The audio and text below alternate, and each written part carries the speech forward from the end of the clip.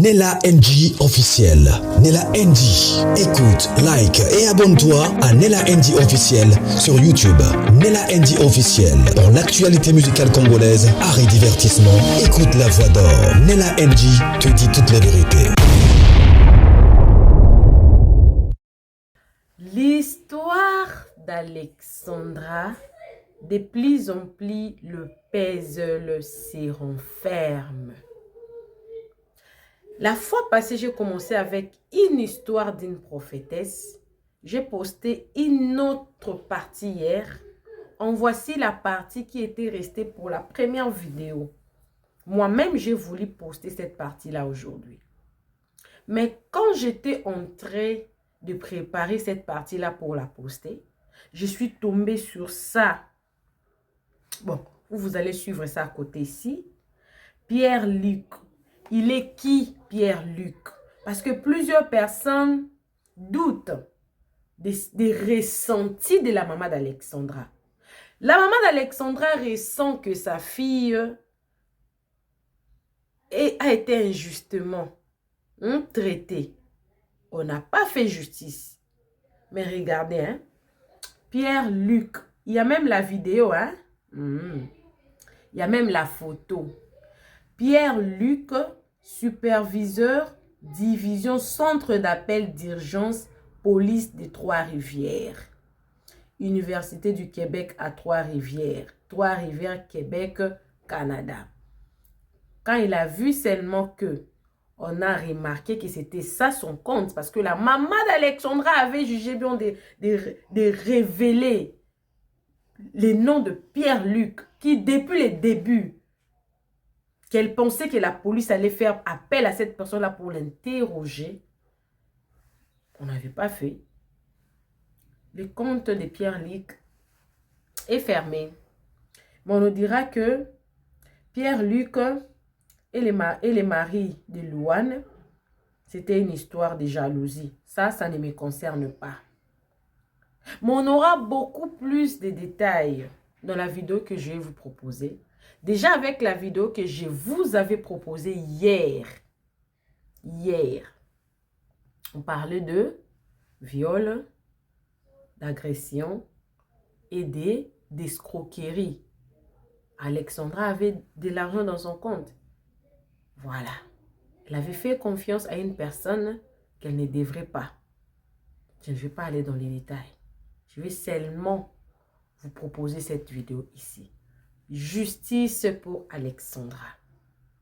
Il faut que les enquêtes, qu'on rouvre les enquêtes.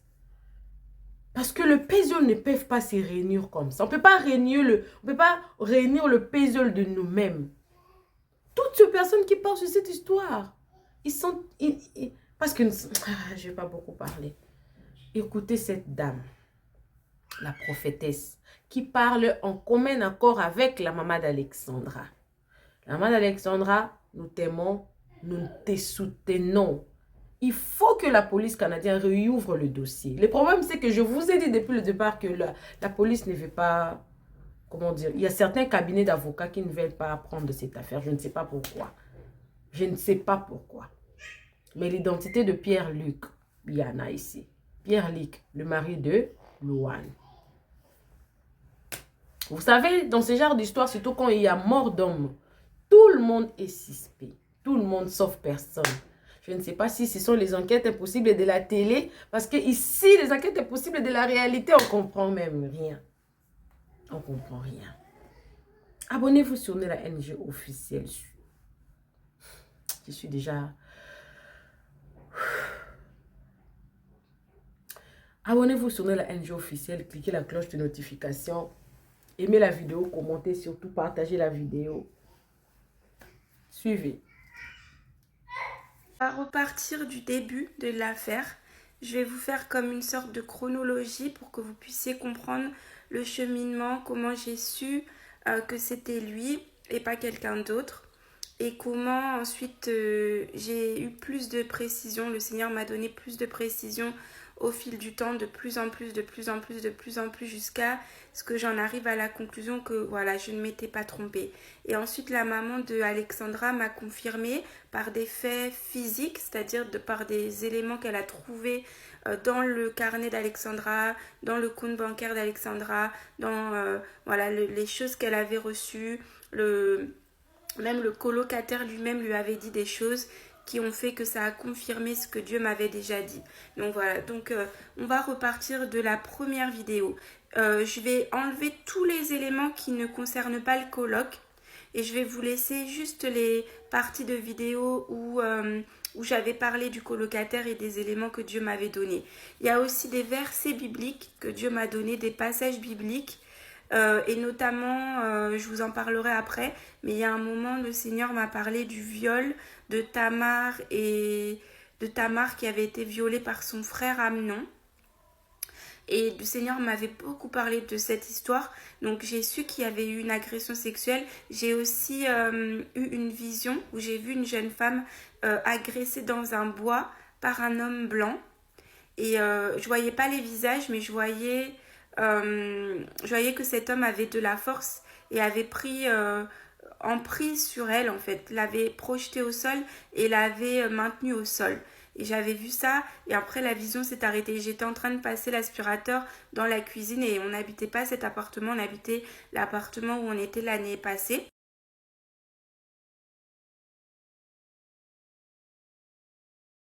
On m'a révélé quelque chose par une vision qu'il m'a donnée. C'était la première fois, c'était pas la première fois que j'avais une vision, mais c'était la première fois que j'avais une vision en étant éveillée. Parce que souvent, c'est quand je dors la nuit, j'ai des rêves prophétiques, des rêves assez étonnants.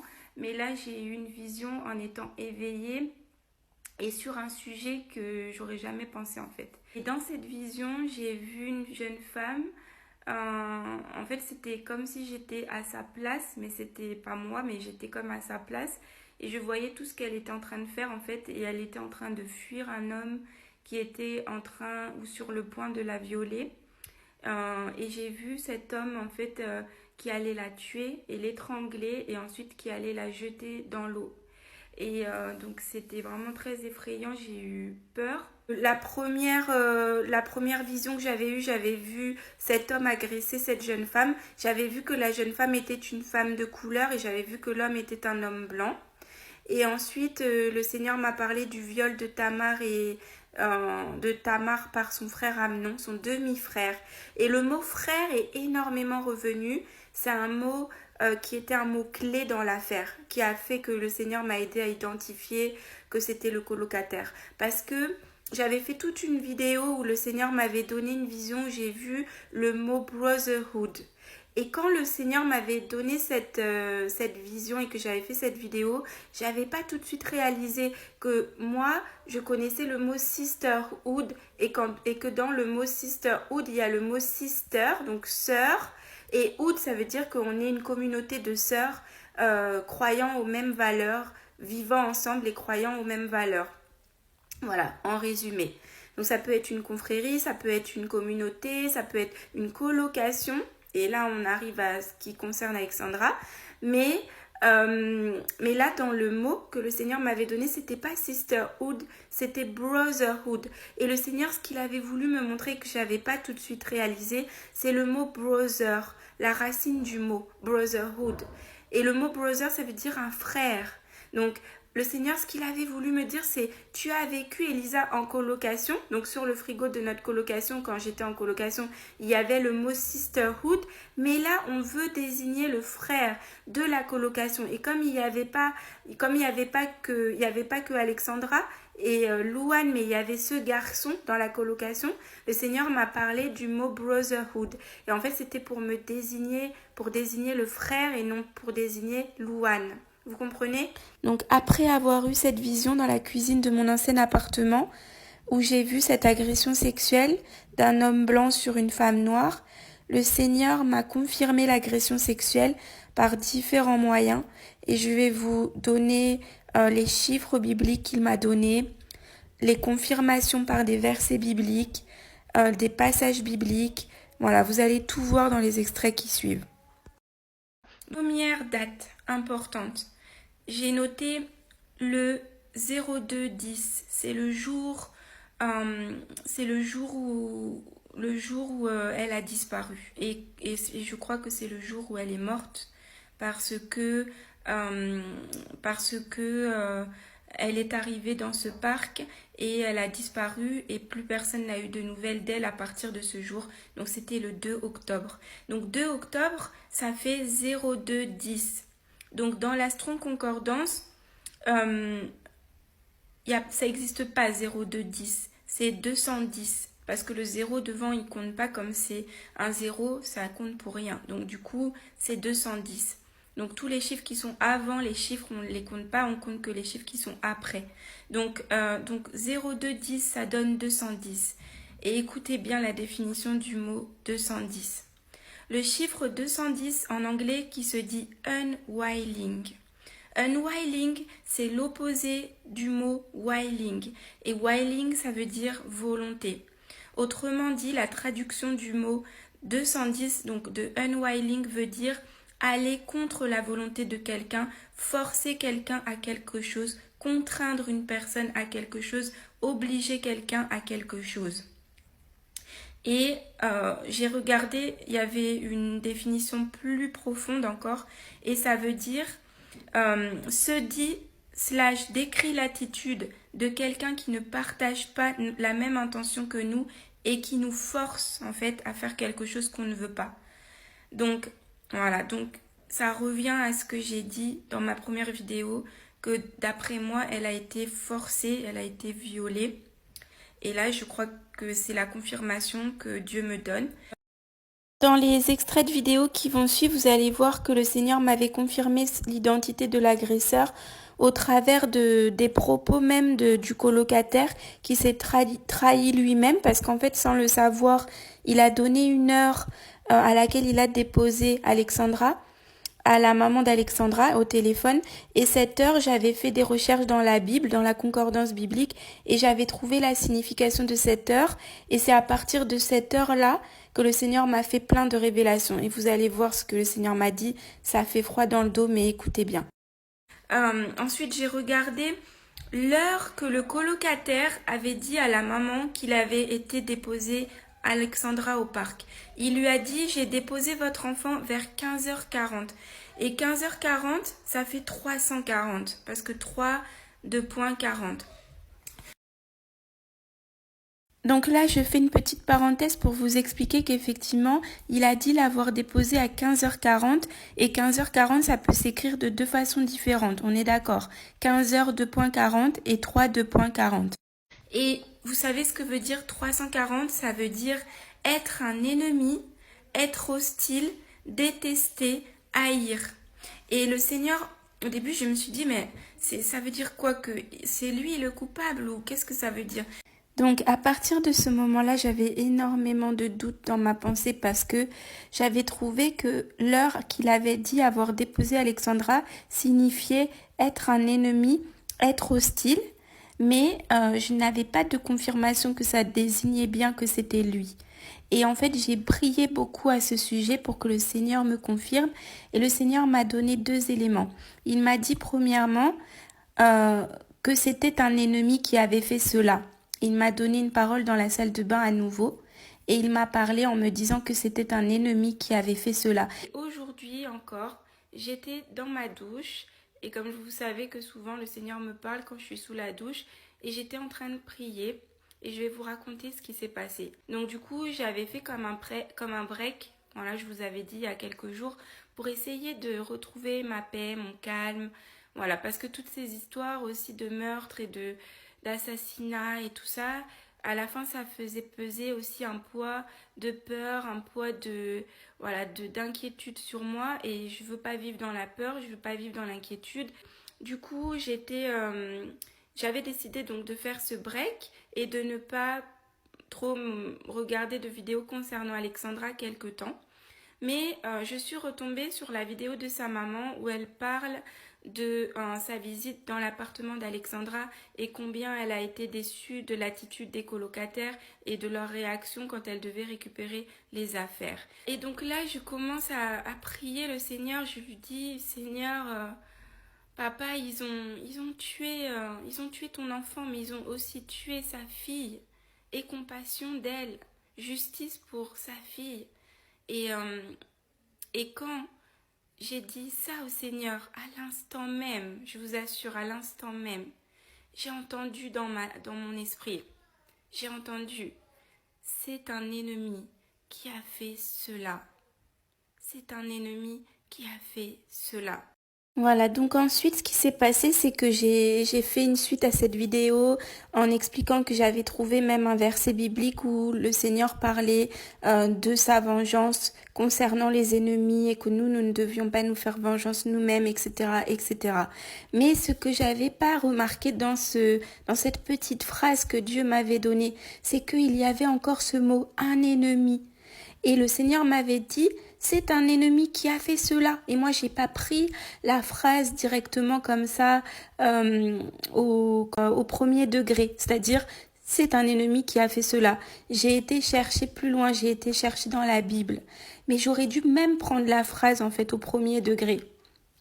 Parce que le Seigneur m'avait dit, quand le colocataire avait donné ce chiffre 15h40 et que j'avais cherché la signification de 3h40, le Seigneur m'avait déjà dit que c'était un ennemi, que lui était un ennemi en fait.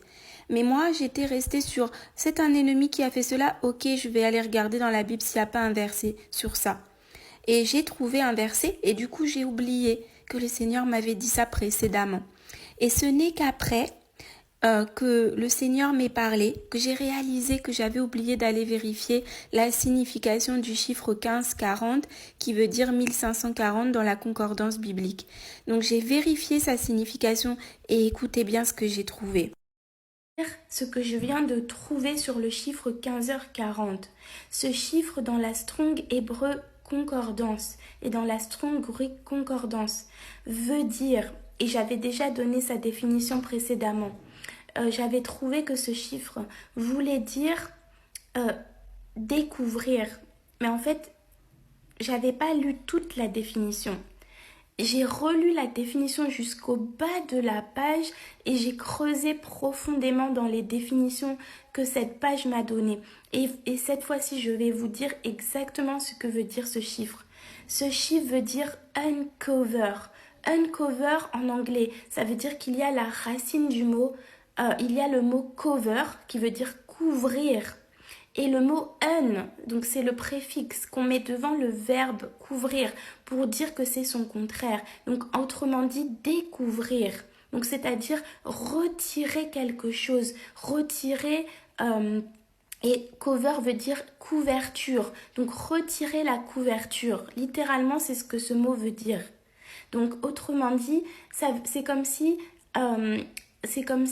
tu avais une couverture sur toi et que tu enlevais la couverture. Autrement dit, ce mot veut dire retirer ses vêtements, se déshabiller, se déshabiller. Uncover veut dire se déshabiller, se mettre à nu, ôter ses vêtements. Et ça veut dire aussi enlever quelque chose à quelqu'un.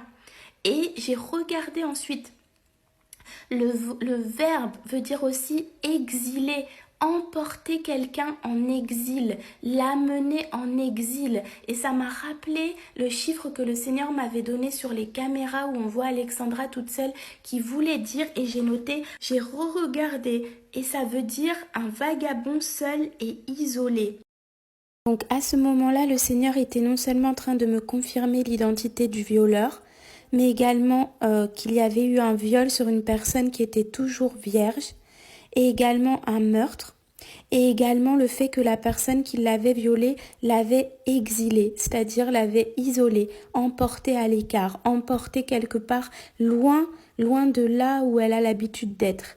Et c'est là que j'ai vraiment su qu'en fait c'est pas Alexandra qui a demandé à cette personne de l'emmener quelque part, c'est cet homme. C'est ce colocataire, c'est ce Pierre-Luc qui a demandé à Alexandra si elle voulait qu'il la dépose ou qui lui a proposé de la déposer à l'extérieur de la maison, loin de la maison, loin de ce qui la protège.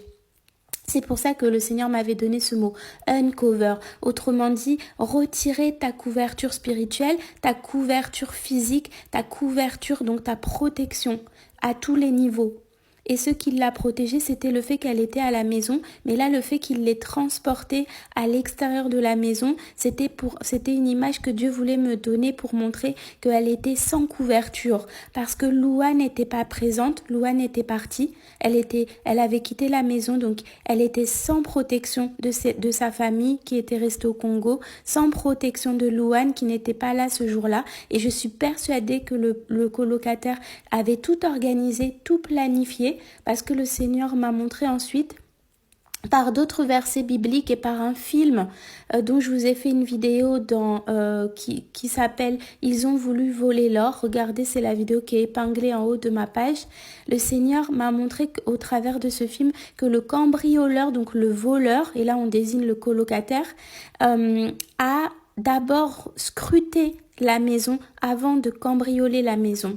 Donc le Seigneur avait voulu me montrer que le colocataire avait repéré que Alexandra se retrouverait seule si Louane n'était pas là, et du coup c'était le bon moment pour lui d'agir parce qu'il savait qu'il n'y aurait personne pour la protéger, elle serait seule, donc elle serait sans défense. Elle serait sans défense, donc ce serait plus facile pour lui de la tirer hors de la maison, comme ça on n'allait pas l'accuser lui, pour ensuite pouvoir l'agresser.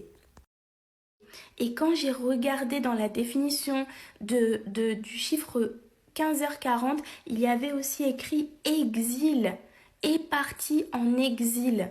Et là, le Saint-Esprit m'a révélé qu'en fait, Alexandra n'avait pas forcément rendez-vous avec quelqu'un ce jour-là. Elle était partie en exil. Autrement dit, quand tu veux t'exiler, ça veut dire que tu es partie toute seule quelque part, tu veux t'isoler, tu veux être seule, tu as besoin d'être seule et tu pars quelque part.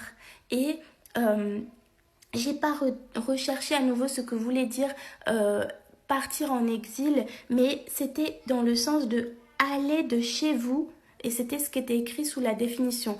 Aller de chez vous en exil. Autrement dit, elle est partie de chez elle et elle s'est isolée, elle est partie en exil. Donc le Saint-Esprit m'a donné ce mot-là, exil, parce que moi j'avais pensé depuis le début qu'elle avait rendez-vous avec quelqu'un dans ce parc. Et le Seigneur, c'est comme s'il m'a montré qu'en fait, elle n'avait pas rendez-vous avec quelqu'un, elle avait rendez-vous avec elle-même. Elle voulait être seule. Elle voulait être seule avec le Seigneur. Elle voulait être seule ce jour-là. Elle avait prévu de s'isoler, d'être seule. Et elle était partie en exil. Le mot vagabond, il est revenu aussi dans la définition. Et c'était écrit entre parenthèses trahir. Trahir. Et rappelez-vous, quand j'avais cherché la définition du mot 340, c'était écrit être un ennemi, trahir. Et vraiment, je crois profondément que cette personne qui l'a déposé, elle l'avait pas déposé, soit c'est même lui peut-être qui lui a dit « Oh, si tu veux, je t'amène, je te dépose ». Et il l'a déposé à cet endroit. Mais ensuite, il l'a trahi parce que la définition dit trahir. Trahir quelqu'un. Donc, autrement dit, c'est très possible qu'il lui ait dit « je te dépose » et qu'il ait fait semblant de partir, mais qu'en fait, il n'est pas parti, il est revenu. Et là, ça expliquerait pourquoi c'est écrit « amener en exil et trahir ». Et ensuite, écoutez bien ce qui était écrit sous la définition. Les captifs sont habituellement dépouillés. Et quand j'ai regardé ce que voulait dire dépouiller, c'était écrit striped. C'était écrit striped. En anglais, striped. Striped, c'est même un album d'une chanteuse, pour ne pas citer de nom. Mais elle avait fait un album et sur l'album, elle est presque nue. Et quand j'ai regardé en anglais, j'ai dit non, c'est pas possible que ça soit ça. Et effectivement, le verbe stripe en anglais veut dire mettre à nu, se déshabiller. Donc on en revient encore à l'idée qu'il y a eu une agression sexuelle. Et écoutez bien ce que voulait dire la définition. Les captifs sont habituellement dépouillés, entre parenthèses striped, dénudés.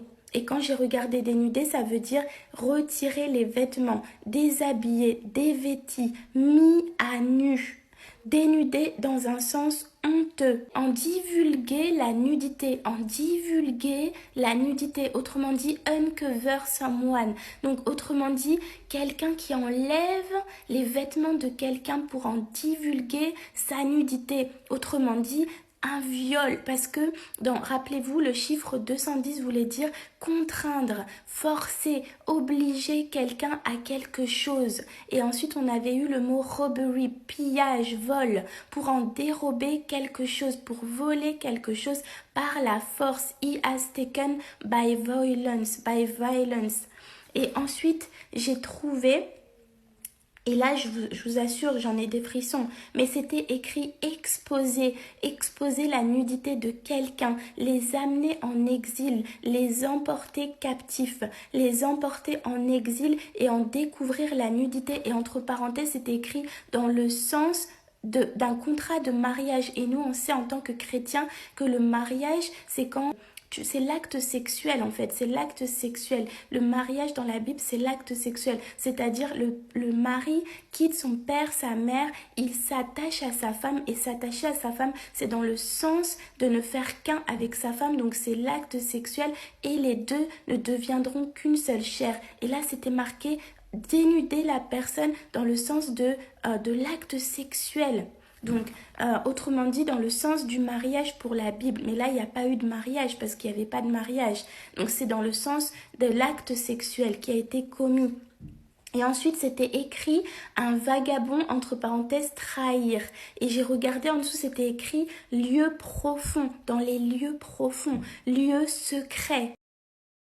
Donc là, je ne sais pas si vous réalisez que toutes ces choses-là qui ont découle d'une seule parole qu'il a donnée. J'ai déposé votre enfant à 15h40. Il a dit ça.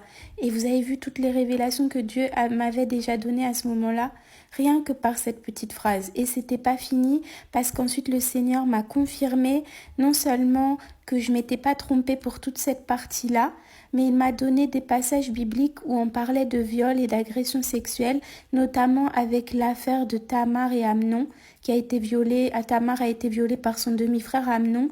Et dans le passage, le Seigneur avait énormément insisté sur le fait, sur comment Amnon en fait s'y était pris pour violer Tamar. Et c'est à partir de ce moment que le Seigneur m'a parlé d'un crime passionnel et obsessionnel. C'est-à-dire que le Seigneur m'a montré dans le passage où Amnon a choisi volontairement de violer Tamar et a planifié son acte. C'est pourquoi je dis que ce viol et ce meurtre était un acte prémédité d'avance, parce que le Seigneur m'a montré que Amnon avait procédé de la même manière. Il était totalement obsédé par sa sœur. Mais il ne pouvait pas la toucher parce que c'était sa demi-sœur. Donc il n'avait aucun moyen de la faire tomber parce que elle refusait toute activité sexuelle avant le mariage, exactement comme Alexandra. Et j'ai causé avec la maman d'Alexandra qui m'a confirmé qu'Alexandra était toujours vierge. Et c'est aussi les réponses que le Seigneur m'a données quand j'ai prié à ce sujet. Il m'avait donné plusieurs chiffres qui parlaient de la sainteté, le chiffre 40, qui parlait de la consécration à Dieu, qui parlait de la sainteté, de la pureté, et il m'a confirmé la virginité d'Alexandra à plusieurs reprises. Et là, le Seigneur m'a confirmé dans le passage de Tamar et Amnon que Amnon avait en fait, il était obsédé par Tamar. Il était obsédé par sa beauté et il cherchait par tous les moyens comment la faire tomber dans l'impudicité pour qu'elle couche avec lui. Mais comme il ne pouvait pas y arriver, elle ne voulait pas, elle ne savait pas comment la séduire, il n'arrivait pas à la séduire. Et comme il était son frère, son demi-frère, et il n'arrivait pas à la séduire, il a imaginé tout un stratagème parce qu'il était en train de devenir malade. Ça le rendait fou. La Bible dit qu'il s'en rendait malade de voir sa sœur chaque jour et de ne pas pouvoir coucher avec elle. Et je crois exactement que le Seigneur a voulu me montrer ce passage pour me montrer l'état dans lequel Alexandra mettait le colocataire Pierre-Luc. Pierre-Luc se rendait malade. Pierre-Luc était fou d'amour pour Alexandra. Il était fou de désir pour elle. Il voulait la voir dans son lit. Il voulait coucher avec elle. Mais comme il ne pouvait pas la voir, il essayait de se faire passer pour son grand frère, il essayait de lui donner des conseils, il essayait de s'approcher d'elle comme il pouvait, mais elle ne voulait pas céder, elle ne voulait pas une relation qui va plus loin que voilà une certaine amitié, un certain rapprochement, mais elle ne voulait pas aller plus loin. Et c'est ce qu'elle a écrit dans son carnet que la maman d'Alexandra a donné hier dans sa vidéo. Elle a expliqué que Alexandra décrivait dans quelle relation elle se trouvait avec lui, qu'elle avait l'impression qu'elle savait pas trop ce qu'il voulait d'elle, ce qu'il attendait d'elle, ce qu'elle attendait vraiment de voilà, elle savait pas trop quel genre de relation ils avaient parce qu'il essayait de se faire passer pour un grand frère, mais en vérité, c'était plus que ça et c'était très ambigu son comportement. Et le carnet d'Alexandra révèle même que le comportement du colocataire n'était pas clair, mais ensuite il a dit à la police que non, c'était peut-être elle était amoureuse secrètement de lui, des choses comme ça, alors que pas du tout en fait, en réalité. Et dans le passage que Dieu m'a donné, on voit que Amnon était fou de Tamar, il était tellement fou que cette passion l'a poussé à agresser sa sœur, mais il n'a pas été jusqu'à la tuer, il l'a chassée ensuite, tandis que le colocataire, lui, il a tué Alexandra, il l'a violée, il l'a tuée, et il l'a tuée parce qu'il vivait dans la même maison. Donc il ne pouvait pas la laisser en vie, sinon elle aurait été dire que c'était lui qui avait fait ça. Et c'était très similaire. Il s'était débrouillé pour que Tamar se retrouve seule avec lui dans sa chambre. Il avait fait chasser les serviteurs de son père, David. Il avait demandé que tout le monde quitte la pièce et il avait demandé que sa sœur reste seule avec lui dans la chambre et qu'elle lui prépare des gâteaux. Et elle était si naïve et si innocente, elle était toujours vierge, qu'elle était restée dans la chambre avec lui et c'est à ce moment qu'il s'est jeté sur elle et il l'a agressée. Et le Seigneur m'avait donné ce passage biblique. Il m'avait également donné plus récemment le passage biblique qui concerne Abel et Caïn, au moment où Abel se fait trahir par son frère Caïn. Caïn le conduit dans les champs. Donc encore une fois, on a l'idée d'isolation. Caïn conduit Abel dans les champs, se jette sur lui et le tua. Et je vais vous faire une autre vidéo pour vous donner la révélation vraiment extraordinaire que Dieu m'a faite avant-hier concernant ce passage biblique. Et c'était vraiment, j'étais choquée de la puissance du Saint-Esprit, de ce que Dieu est capable de révéler au travers d'un simple verset qui peut nous paraître anodin, mais qui est pour Dieu qui n'est pas du tout anodin. Donc je vous donnerai toute la révélation par rapport à ça. Et le Seigneur m'avait une fois de plus confirmé que c'était bien le colocataire quand il m'a donné aussi la vision. Il m'a donné la vision du mot sisterhood, mais après il m'a conduit au mot brotherhood avec les chiffres de la concordance biblique. Je vais vous mettre des extraits de tous ces éléments-là et voilà, vous allez voir que Dieu est extraordinaire. Mais Amnon refusa de manger. Il ordonna de faire sortir tout le monde, et tout le monde sortit de chez lui. Alors Amnon dit à Tamar, « Apporte le plat dans la chambre et sers-moi. » Tamar prit les gâteaux qu'elle avait faits et les porta à son frère Amnon dans la chambre. Comme elle les lui présentait à manger, il l'attrapa et lui dit, « Viens et couche avec moi, ma sœur. » Et elle lui répondit, « Non, mon frère, ne me déshonore pas, car on n'agit pas de cette manière en Israël. Ne commets pas cet acte odieux. Où irai-je, moi, traîner ma honte, et toi tu serais comme l'un des plus ignobles en Israël.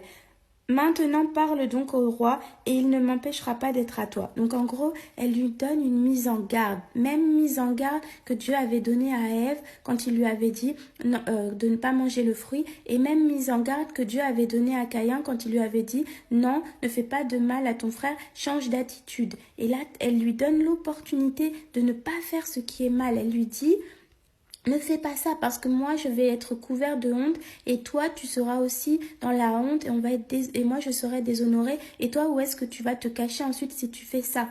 Donc elle lui dit « Ne fais pas ça, demande à mon père de m'épouser mais ne fais pas ça. » Et l'autre, donc Amnon, il refuse d'écouter sa sœur et ensuite il va violer sa sœur.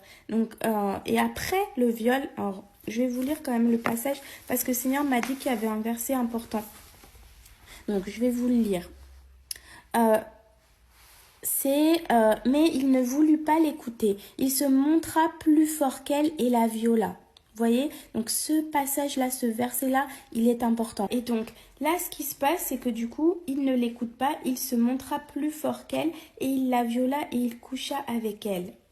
Voyez donc, et le verset que le Seigneur a mis vraiment sur mon cœur, c'est « Il ne voulut pas l'écouter ». Il se montra plus fort qu'elle et il la viola, il coucha avec elle. Donc autrement dit, elle avait voulu le mettre en garde et lui dire ne fais pas ça parce que ça va apporter le malheur, ça va apporter la destruction. Mais il ne l'écoute pas, tout comme et Ève n'a pas écouté Dieu, tout comme Caïn n'a pas écouté Dieu. Et il l'a pas écouté et il se montra plus fort qu'elle. Et là, ça nous ramène encore par rapport à l'histoire d'Alexandra où le criminel, celui qui a commis le crime, s'est montré plus fort qu'elle. Il l'a forcée et il l'a violée et il l'a tuée. Et là, ça nous ramène encore à ça, parce que le Seigneur m'a montré que il avait voulu montrer sa virilité. Il a voulu montrer, non, c'est moi l'homme, c'est moi qui décide, je fais ça. Et il s'est montré plus fort qu'elle, c'est-à-dire qu'il par la force, il a pris ce qu'il voulait prendre, mais par la contrainte, par la force. Puis Amnon éprouva de la haine envers elle, une haine plus forte encore que ne l'avait été son amour, et il lui dit « Lève-toi et va-t'en ». Parce que c'est ce que fait le péché. Une fois que le péché a agi dans la vie de quelqu'un, il amène la destruction, il amène le dégoût, il amène la haine en fait. Parce que du coup, Caïn, il détestait son frère et il l'a tué. Et à Ève, elle et son mari, avant, ils étaient heureux. Et maintenant, son mari dit « Oh, c'est la femme là que t'as mis à côté de moi. Elle m'a fait faire ça, machin. Et voilà, à cause de elle, me voilà que je me retrouve dans telle situation. » Donc, l'amour est devenu la haine, alors qu'avant, deux frères s'aimaient et un mari et une femme s'aimaient. Maintenant, c'est devenu de la haine entre eux. Une fois de plus, donc... elle ne veut pas coucher avec lui, il la force et ensuite il la jette, il lui dit lève-toi et va-t'en. Elle lui répondit non, n'augmente pas en me chassant le mal que tu m'as déjà fait. Donc en gros, il l'a violée, normalement il est supposé maintenant l'épouser parce qu'il lui a pris sa virginité, il lui a pris son honneur, il lui a pris sa vertu. Donc il est supposé l'épouser. Mais maintenant il lui dit non, je ne veux pas t'épouser, dégage, en gros dégage. J'ai fait ce que j'avais à faire avec toi, maintenant tu t'en vas. En gros, c'est ça. Et elle lui dit, mais non, ne fais pas ça, tu dois m'épouser maintenant. Et il lui dit, non, tu t'en vas. Et appelant le garçon qui était à son service, il dit qu'on fasse partir cette femme de chez moi, qu'on la mette dehors et ferme la porte derrière elle. Vous voyez un peu le déshonneur, l'humiliation. Et cette femme, elle perd sa virginité et elle se retrouve chassée comme une chaussette qu'on a utilisée. Puis maintenant, bah, vas-y, t'es sale, dégage. Donc la voilà qui se retrouve mis à la porte. Et elle portait une robe de plusieurs couleurs. C'est une image aussi pour nous montrer qu'avant, elle était dans la joie, elle était dans la grâce, elle était dans le bonheur. Et maintenant, la voilà qui se retrouve dans le malheur. Parce que écoutez ce qu'elle va faire. C'était en effet la tenue que portaient les filles du roi aussi longtemps qu'elles étaient vierges. Le serviteur d'Amnon la fit sortir, ferma la porte derrière elle, et Tamar déversa de la cendre sur sa tête et déchira sa robe multicolore. Elle mit la main sur sa tête et s'en alla en poussant des cris. Vous voyez, donc elle est partie, elle a sali elle-même sa robe pour montrer à tout le monde qu'on lui avait volé sa virginité et elle est partie en pleurant, en criant et c'est son frère Absalom qui ensuite va la trouver et va lui dire « Oh, qu'est-ce qui t'est arrivé? C'est mon frère qui t'a violée, etc. » Et en fait, ce qui s'est passé, c'est qu'un jour, j'étais dans la cuisine au tout début quand j'ai emménagé et sur notre frigo, il y avait une carte postale. Donc il faut savoir qu'on était chrétiennes toutes dans l'appartement. Il n'y avait pas de personnes non croyantes, ou il n'y avait pas une autre personne que nous, il n'y avait que nous. Et on était toutes chrétiennes, on allait toutes à la même église. Donc voilà, et on se considérait comme des sœurs. Et un jour, dans la cuisine, j'ai regardé les vignettes, parce qu'on avait des petites cartes postales, des aimants, des vignettes, des trucs comme ça, collés sur le frigo. Et sur notre frigo, il y avait une carte postale et j'ai regardé cette carte postale et c'était écrit sur la carte postale Sisterhood. Sisterhood. Donc en anglais, ça veut dire qu'en fait, on est sœurs et qu'on vit ensemble au sein d'une communauté qui partage les mêmes valeurs chrétiennes ou autres, etc. En tout cas, on vit en communauté, on vit ensemble comme une fratrie. En fait, hier j'étais ici, donc dans cet appartement où mes colocs ne sont plus parce que ça fait très longtemps. Et j'ai vu en fait cette carte postale sur ce frigo de la colocation de mon appartement que j'avais dans cette ville où je ne suis plus maintenant. Et j'ai vu cette carte postale apparaître comme dans mon rêve, ou je ne sais pas si j'étais éveillée, et j'ai vu ce mot sisterhood. Voilà. Et c'est tout ce que j'ai vu. J'ai rien vu d'autre. Le Seigneur ne m'a rien dit, je n'ai pas entendu de voix, rien. J'ai juste vu la carte postale. Et là, je me suis dit, c'est bizarre, pourquoi je pense à ça, pourquoi je pense à ce mot alors que ça fait des années de ça, je ne suis même plus dans cette ville, même certaines personnes de la coloc, je n'ai plus contact avec eux, chacun a fait sa vie, etc. Donc pourquoi est-ce que d'un coup j'ai cette carte postale qui vient comme ça devant mes yeux? Et donc, comme je vous disais, j'ai pris des notes de plein de choses que Dieu m'avait dit. Je m'apprêtais à vous faire une vidéo. Et tout à l'heure, le Seigneur me dit, ou en tout cas l'Esprit de Dieu me montre que j'avais pas vu quelque chose d'important. Et je vais vous mettre ici sur l'écran ce que j'ai découvert. Donc, j'ai pris à nouveau les dates importantes de l'affaire d'Alexandra et je vais vous les mettre ici. Et elles étaient sur un papier. En fait, je les ai notées sur un papier. Et quand je les ai regardées, je me suis rendu compte de quelque chose. Et je vais vous mettre ici ce que je me suis rendu compte. Elles avaient toutes un 0 devant, un 0 derrière. À cause du mois, qui est le mois d'octobre, le 10e mois de l'année, qui finit par un 0. Donc ensuite, j'ai pris mon crayon comme presque d'instinct et j'ai rayé les zéros. Hop, hop, hop, hop, hop, hop. J'ai rayé tous les zéros. Et il m'est resté 3 chiffres entre les zéros. Et le Saint-Esprit m'a dit, va maintenant regarder la concordance dans la Bible. Donc j'ai encore pris les chiffres, je suis retournée dans la concordance, j'ai vérifié et le premier chiffre, les 2 premiers chiffres parlaient du Père.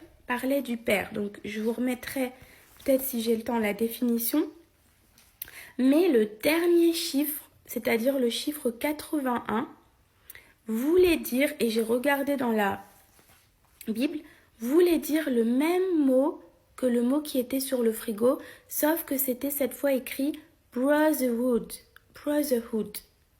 Donc là je me suis dit, ok, peut-être que le Seigneur est en train de me dire quelque chose, de me parler, et je n'en étais pas sûre. Et ce matin, je reprends la feuille, donc tout à l'heure, je reprends la feuille où j'avais noté des choses hier, et je me suis rendu compte que, et je vais vous lire ce que j'avais noté, je me suis rendu compte que toutes les histoires que je vous ai lues hier concernaient en fait des fratries. Donc, il y avait Caïn et Abel, ils étaient frères, tous les deux. Il y avait Tamar, Amnon et Absalom. Donc, Tamar est la sœur de Amnon et de Absalom. Absalom est son vrai frère de sang et Amnon est son demi-frère. Il m'avait donné un chiffre qui voulait dire Abraham.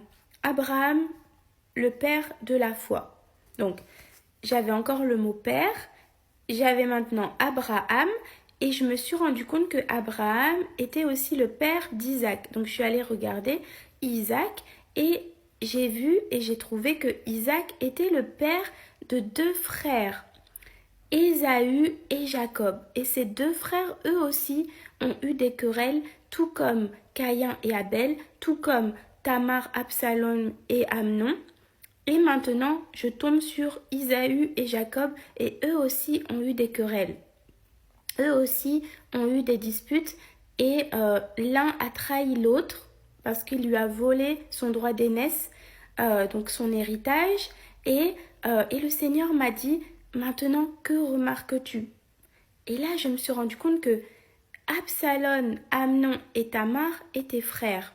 Caïn, Abel étaient frères. Ésaü et Jacob étaient frères. Et j'ai eu le mot brotherhood. Brotherhood. Donc, je suis allée dans la Strong Concordance. Je suis allée dans le dictionnaire cette fois, même pas dans la concordance biblique. J'ai cherché ce que voulait dire brotherhood.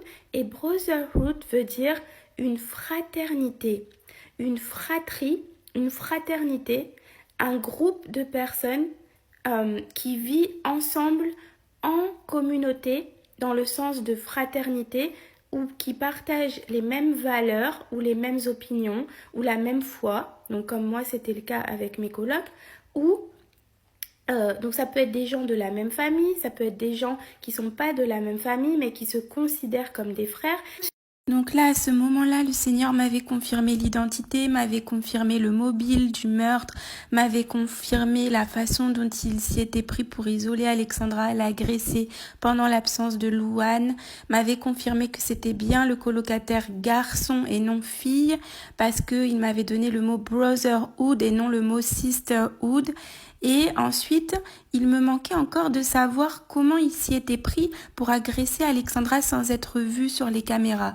Et c'est là que le Seigneur m'a vraiment étonnée. Il m'a donné une révélation concernant la manière dont l'agresseur s'y est pris pour se cacher dans le boisé et se jeter ensuite sur Alexandra. Et j'ai posté cette vidéo il y a quelques mois, et il m'a également donné une autre révélation un petit peu auparavant, quelques mois auparavant, pour m'expliquer aussi que Alexandra était entrée seule dans les bois, mais que ensuite il avait trouvé un moyen d'entrer dans ces bois sans se faire voir des caméras. Et j'ai beaucoup douté pendant plusieurs mois des horaires de travail qu'il avait donnés. Il a dit à la maman d'Alexandra, je travaille de 3h à 3h. Donc je me disais, comment une personne qui dit je travaille de 3h à 3h peut être à 3h40, donc 15h40 au parc à l'autre bout de la ville, alors qu'il vient de terminer le travail à 3h de l'après-midi. Donc alors que quand elle a téléphoné pour parler avec lui la première fois, il voulait pas décrocher son téléphone parce que soi-disant il venait de sortir du travail et il était trop fatigué pour décrocher son téléphone. Mais par contre, il était pas trop fatigué le jour où Alexandra a disparu pour la conduire à l'autre bout de la ville en voiture. Donc je m'étais dit, si c'est pas à 3h40, si c'est pas à 3h de l'après-midi qu'il termine, alors ça veut dire que c'est à 3h de l'après-midi qu'il commence. Mais si c'est à 3h de l'après-midi qu'il commence, comment ça fait-il qu'il était à 3h40 avec Alexandra? Ce qui n'est pas logique. Donc du coup, il aurait pas pu être à 3h40 avec Alexandra en prenant à 15h de l'après-midi. Sinon, ça voudrait dire qu'il a manqué 40 minutes de travail. Donc il n'y a qu'une seule possibilité, c'est qu'il ait commencé le travail à 3h du matin et qu'il ait fini à 15h. Ce qui signifie qu'il a menti à la maman en disant qu'il était sorti du travail fatigué quand elle a téléphoné, parce que il n'était pas fatigué le jour où Alexandra a disparu pour la conduire à 40 minutes de la maison ou à plus de 40 minutes de la maison. Donc tout ça, c'était pour moi des choses qui me paraissaient totalement incohérentes. Voilà. Et la maman d'Alexandra, justement, a demandé à la police de vérifier les horaires de travail parce que c'est possible de signer pour dire qu'on était présent et en fait, on n'est pas là. Donc, il n'y a aucune preuve qu'il était réellement au travail sur les horaires qu'il prétend qu'il y était. Et s'il y était bien, en tout cas, il a quand même eu le temps de déposer Alexandra, de la violer, de la tuer, puis de retourner au boulot ensuite. Et aussi, quelque chose me paraissait bizarre, c'est comment il a fait pour dire qu'elle n'était pas revenue à la maison, alors qu'Alexandra, on voit même dans les vidéos qu'elle postait, qu'elle avait son programme, elle partait en cours, elle revenait, elle faisait sa vie. Elle calculait pas les autres. Donc, comment il pouvait savoir que là, elle sera pas rentrée, là, elle sera rentrée, là, elle est revenue, là, elle est pas revenue. Donc, à part si il surveillait ses allées-venues, à part si il avait justement, comme je disais précédemment, ce côté obsessionnel vis-à-vis d'elle. Il n'y a que comme ça qu'il a pu savoir que Louane n'était pas à la maison et qu'Alexandra était là et que c'était le moment d'agir. Donc voilà. Donc le Seigneur a vraiment ouvert mes yeux sur toutes ces choses. Et aussi le fait que dès que la maman d'Alexandra lui a téléphoné, il s'est immédiatement justifié en disant que non, il n'avait aucune relation avec elle. Lui, il avait 30 ans, elle avait 20 ans. Donc voilà, ils n'avaient pas de relation ensemble. Et pourtant, le carnet d'Alexandra nous dit le contraire. Et plus récemment, j'ai trouvé aussi d'autres révélations que Dieu m'a faites. Je vous donnerai les chiffres où le Seigneur me parle de problèmes financiers, de choses financières. Et la maman d'Alexandra en a parlé dans sa dernière vidéo, donc je vous ferai une suite bientôt. Voilà, soyez bénis, je vous aime et Dieu vous aime encore plus. Ils ont fait marquer 8 octobre, mais Dieu m'a dit, elle n'est pas décédée le 8 octobre. Le 8 octobre, c'est le jour où les gens ont retrouvé son corps. Ils ont retrouvé son corps le 8 octobre. Elle a été sortie de l'eau le 8 octobre, mais elle n'est pas morte le 8 octobre. Le Seigneur m'a dit, elle est morte le 2 octobre. Elle est morte le jour où elle a été dans ce parc, le jour où elle a disparu. Elle est morte quelques heures après être entrée dans ce parc. Donc, et ça, j'en suis certaine. Parce qu'aujourd'hui, le Seigneur m'a confirmé les circonstances du décès d'Alexandra. Donc, le Seigneur m'a dit de prendre sa date de naissance. Donc, j'ai pris sa date de naissance et il m'a fait soustraire la date de son décès, qui n'est pas le 8 octobre, mais qui est le 02-10. Et quand j'ai soustrait les deux, ça m'a donné un chiffre et le Saint-Esprit m'a dit, va maintenant regarder dans la concordance biblique. Et le chiffre en question est le chiffre 695. Oh, et je vais vous expliquer tout de suite. Ce qui s'est passé, c'est que je ne comprenais pas comment une jeune femme qui entre dans un parc et qui est vue sur la caméra peut ensuite aller filmer une vidéo Snapchat au bord de l'eau. Donc la dernière vidéo où on a vu d'Alexandra qui était en train de se filmer, je ne comprenais pas comment elle avait pu entrer dans le boisé, partir se filmer avec sa caméra et ensuite qu'elle puisse disparaître comme ça sans que personne n'ait rien vu. Il y avait une question que j'avais et que j'ai posée au Seigneur, c'est comment est-ce que le meurtrier s'y est pris pour la tuer sans que personne ne voit rien. Une personne a entendu crier Alexandra, ça on en est sûr. C'est une dame qui a dit qu'elle avait entendu crier et le Seigneur m'avait donné un mot qui voulait dire appeler à l'aide, appeler au secours. Donc je crois qu'Alexandra a cherché à lutter contre son agresseur et à appeler à l'aide et à appeler au secours. Oui, ça je le crois. Parce que le Seigneur me l'a dit, mais après comment il s'y est pris pour que personne ne voie la scène. Et c'est ça que je ne comprenais pas. Et le Seigneur m'a répondu aujourd'hui. Et au travers du chiffre 695. Donc je ne comprenais pas comment il avait fait, comment il avait procédé pour que les gens ne voient rien. Alors que c'était la journée, alors que c'était un parc où il y a des gens qui sont... qui viennent et qui se baladent, il y a un lac, il y a quelque chose, donc il y a du passage en fait. Donc je ne comprenais pas comment il s'y était pris. Et le Seigneur m'a répondu aujourd'hui et j'ai regardé la signification du chiffre 695 et je vous assure, j'avais des frissons, j'ai cru, franchement ça faisait peur, mais je sais que c'est le Seigneur qui m'a répondu. Et ce mot, le chiffre 695, dans la Bible, dans la concordance biblique, veut dire se tenir en attente, en embuscade. Se tenir en embuscade, une embûche. Alors en anglais on dit un ambush, et en français on dit une embuscade. Mais voilà, donc ma question que j'avais posée au Seigneur, c'était comment il s'y était pris. Et le Seigneur m'a répondu aujourd'hui. Il lui a tendu un piège, il s'est tenu en embuscade.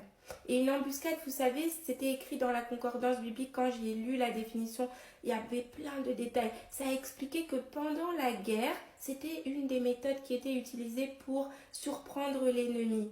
Donc, les gens se tenaient en embuscade. Ils se cachaient quelque part et ils attendaient que la personne passe, que la personne arrive et par surprise se jeter sur elle ou tirer sur elle parce que c'était la guerre.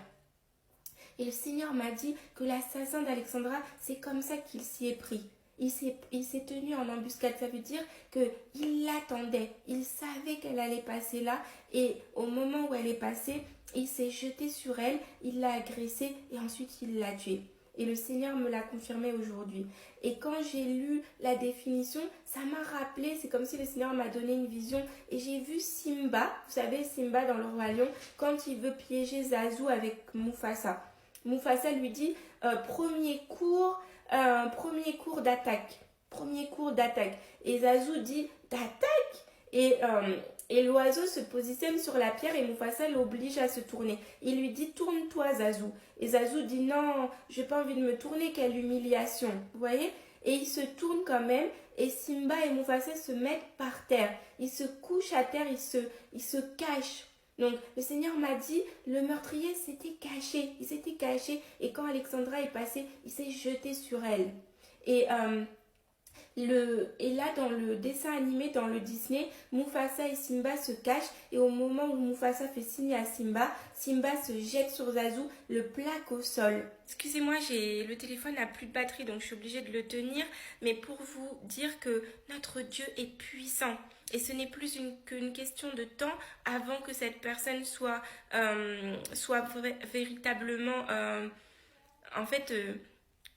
comme le Seigneur m'a dit, pris au piège de son propre piège en fait. Cette personne, c'est comme si son piège est en train de se retourner sur elle parce que c'est en train de se refermer sur elle parce que le Seigneur est en train de me révéler petit bout par petit bout, chaque détail, chaque pièce, chaque précision. Il est en train de me donner des précisions, il est en train de me donner des détails que cette personne n'avait pas pensé qui pourraient être révélés. Mais le Seigneur m'a dit qu'à la fin, toutes choses seront révélées, toutes choses seront mises à la lumière. Il est en train de me dire. C'est un verset qui est dans la Bible. Il n'y aura rien de caché. Tout sera connu de tous.